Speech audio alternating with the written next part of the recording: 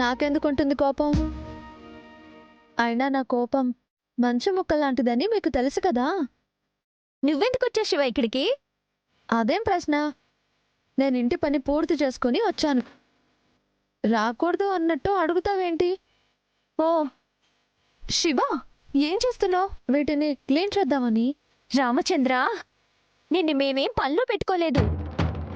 ప్రభుత్వమే నిన్ను పనిలో పెట్టుకునే పోలీస్ ఆఫీసర్ అవ్వబోతున్నావు. అలాంటప్పుడు నువ్వెలా ఉండాలి? ఉద్యోగం వస్తే మాత్రం మన పనులు మనం చేసుకోకూడదా ఏంటి? అలా అని కాదు, ట్రైనింగ్కి వెళ్ళాలి, చాలా హార్డ్ వర్క్ చేయాలి, నీకంటూ సమయం కేటాయించుకోవాలి కదా శివ.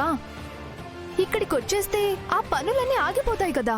కాల్ లెటర్ ఇంకా రాలేదు. వచ్చాక కానీ డ్యూటీకి సంబంధించిన పనులు మొదలు కావు. అంతవరకు నాకేం తోచదు. అలాగని ఈ పనులన్నీ చేస్తావా? ఏంటి ఈ పనులనేసి తక్కువ చేసి మాట్లాడుతున్నావు? ఇది మా ఆయన గారి టిఫిన్ సెంటర్, తెలుసా? అబ్బో,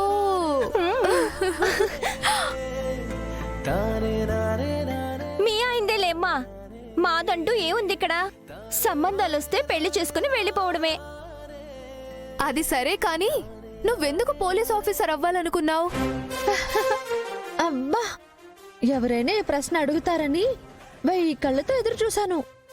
నేను పాస్ అయితే మెచ్చుకోవడమే కానీ దాని వెనక ఎన్నిసార్లు ఫెయిల్ అయ్యానో ఎవ్వరికీ తెలియదు. నువ్వు పరీక్షలో ఫెయిల్ అయిపోయావా?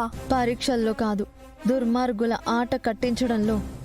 సొంత వాళ్లే అన్యాయం చేస్తున్నప్పుడు వాళ్ళని చట్టానికి పట్టించడంలో ఫెయిల్ అయ్యాను.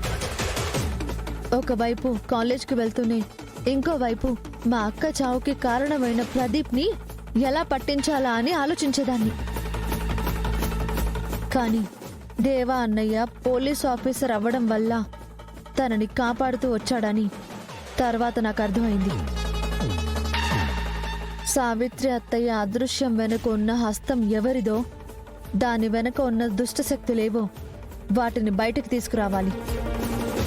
అలాగే అన్యాయంగా తన ప్రాణం పోగొట్టుకున్న లలిత ఆత్మకి శాంతి కలగాలి.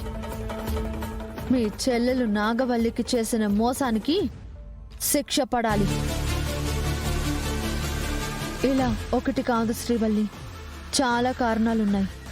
ఎలాగైనా నేను పోలీస్ ఆఫీసర్ అయ్యి దుర్మార్గాన్ని అణిచేయాలి. దుర్మార్గుల్ని కటకటాల పాలు చేయాలి. అదే నా లక్ష్యం. అందుకు మీ సహకారం ఉండాలి.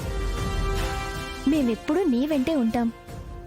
కానీ అన్నయ్య నీతో నడుస్తాడో లేదో అని ఆలోచిస్తున్నాం.